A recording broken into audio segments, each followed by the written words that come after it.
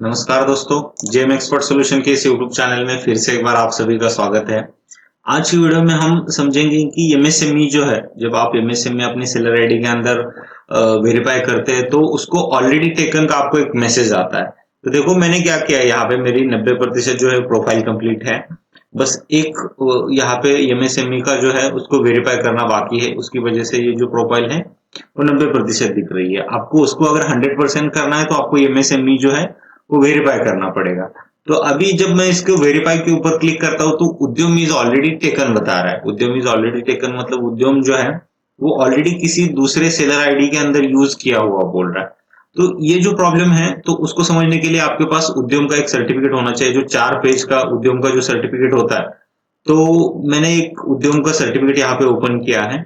बस बेसिकली आपने आपके उद्यम में आपको बस एक ऑप्शन आता है वहां पे कि are you interested to get register on government e market place portal. तो इसके ऊपर अगर आपने यस किया है, इसका मतलब आपके उद्यम से बाय डिफॉल्ट एक आईडी क्रिएट हो चुका है। अगर यहाँ पे यस है और आपको सेम प्रॉब्लम आ रहा है कि उद्यम इज ऑलरेडी टेकन बोल का ऑप्शन आ रहा है और आपके उद्यम में लास्ट में यहाँ पे जो जेम का ऑप्शन है यहाँ पे अगर यस किया है, इसका मतलब आपका आपके उद्यम नंबर के साथ आपका ऑलरेडी एक आईडी क्रिएट हुआ है। मतलब सेम आईडी आपका ऑलरेडी क्रिएट हो चुका है। अब उसके लिए क्या करना पड़ेगा आपको कि सेम उद्यम का जो नंबर है आपका, इसको पूरा कॉपी करिए।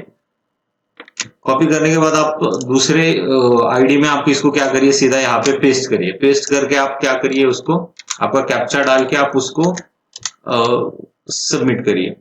देखो मैंने कैप्चा डाल के उसको सबमिट किया तो यहाँ पे सीधा पासवर्ड डालने का ऑप्शन आ गया। पासवर्ड डालने का ऑप्शन आ गया, इसका मतलब आपका इस उद्यम नंबर से ऑलरेडी एक आईडी जो है वो बन चुका है।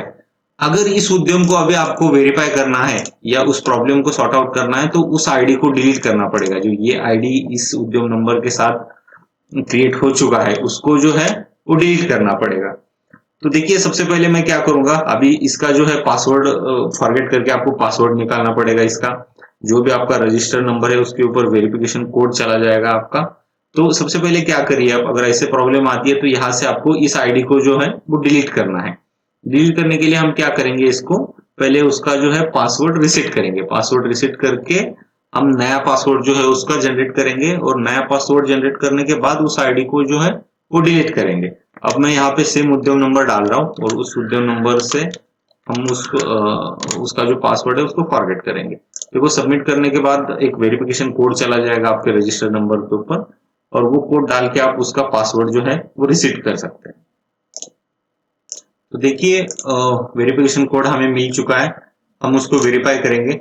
वेरीफाई के बाद आपको जो है वहां पे पासवर्ड जनरेट करने का ऑप्शन मिलेगा। तो देखिए यहाँ पे आपको जो नया पासवर्ड है वो जनरेट करना है। तो मैं यहाँ पे नया पासवर्ड जनरेट कर लेता हूँ।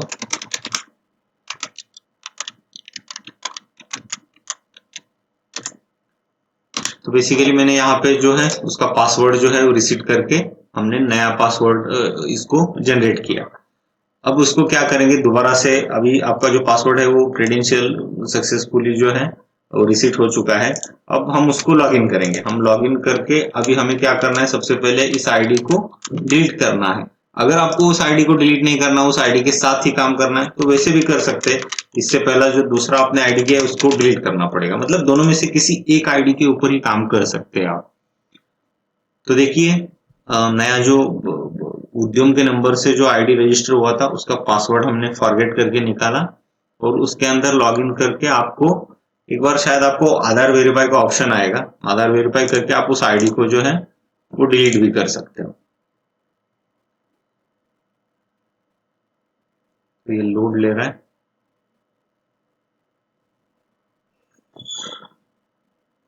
जी, तो देखो सेम आपको ऑप्शन आ गया। आपका यहाँ पे जो भी आधार का नंबर है आधार नंबर डाल दीजिए और उससे लिंक मोबाइल नंबर है वो डाल के उसको वेरीफाई करके इस आईडी को हमें डिलीट करना है। तो मैं ये डाल के उसको ये कर देता हूँ।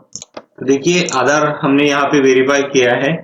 जो वेरिफिकेशन कोड आया था वो कोड डाल के हमने उसको उस आईडी को वेरीफाई किया है। अभी आधार वेरीफाई होने के बाद आपको देखो आपको सेव करना है। सेव करने के बाद नीचे आपको आपका जो अकाउंट है उस अकाउंट का क्लोज अकाउंट का ऑप्शन आएगा। तो यहाँ पे आपको सीधा क्लोज अकाउंट पे क्लिक करना है। क्लोज अकाउंट पे क्लिक करने के बाद आपको क्लोज अकाउंट का ऑप्शन आएगा। एक मिनट, यस, क्लोज अकाउंट का पे ऊपर क्लिक करने के बाद देखो यहाँ पे एक ऑप्शन आया आपको क्लोज अकाउंट का। तो सीधा आप इस अकाउंट को जो है क्लोज करिए, क्योंकि उसकी प्रोफाइल कंप्लीट नहीं है, उस आईडी में हमने डिपॉजिट नहीं भरा, कुछ नहीं किया उस आईडी का। तो आप डायरेक्ट उस आईडी को जो है यहाँ से अकाउंट डिलीट कर सकते हो। तो आपको ये पूछ रहा है, आप ओके करिए। ओके करने के बाद आपका जो है ये आईडी जो उद्यम नंबर से क्रिएट हुआ था वो डिलीट हो जाएगा। शायद कुछ एरर आ रहा है, समथिंग वेंट रॉन्ग। इसको रिफ्रेश करके देखते हैं।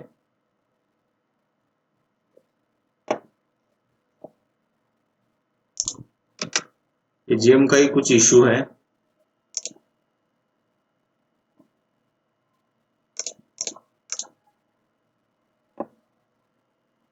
कुछ सर्वर का इश्यू है, बस इस आईडी को जैसे ही आप डिलीट करोगे उसके बाद ये सीधा ये हो जाएगा। तो देखिए ये हो चुका है, ये आईडी जो है वो पूरा डिलीट हो चुका है। यहाँ पे लिख के आ रहा है कि user ID is permanently disable, please create new ID. इसका मतलब जो उद्यम से क्रिएट हुआ था वो आईडी जो है वो डिलीट हो चुका है। तो अब यहाँ पे उसको वेरीफाई करके हम देखते हैं। तो कुछ उसमें ये आ रहा है, उसको थोड़ा समय लगेगा। जैसे ही वो यहाँ पे अपडेट हो जाएगा, आपको एक आधा घंटे का समय लगेगा। आधा घंटे के बाद आपका जो है उद्यम यहाँ पे वेरीफाई हो जाएगा। आधा या एक घंटे का सर्वर का समय लगेगा, उसके बाद आपको जो उद्यम है वो अपडेट हो जाएगा। तो डिस्क्रिप्शन में हमारा नंबर है, और भी कोई दिक्कत आती है आपको एमएसएमई के रिगार्डिंग तो आप डायरेक्ट नीचे डिस्क्रिप्शन में जो नंबर है उसके ऊपर डायरेक्ट आप फोन कर सकते हो। Thank you.